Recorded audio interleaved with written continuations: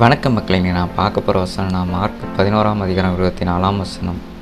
நீங்கள் ஜெபம் பண்ணும்போது எவைகளை கேட்டுக்கொள்வீர்களோ அவைகளை பெற்றுக்கொள்வோம் என்று விசுவாசியுங்கள், அப்பொழுது அவைகள் உங்களுக்கு உண்டாகும் என்று சொல்கிறேன். நம்ம ஜெபம் பண்ணும்போது நம்ம ஏதாவது ஒரு காரியத்தை குறித்து கேட்போம். அப்போ முழுமையாக நம்ம விசுவாசிக்கணும். நம்ம இந்த காரியத்தை நம்ம கண்டிப்பாக கடவுள்கிட்ட இருந்து பெற்றுக்கொள்வோம் அப்படின்னு விசுவாசித்தா அதை நம்மளுக்கு கண்டிப்பாக கிடைக்குமா தான் அந்த வசனம் சொல்லுது.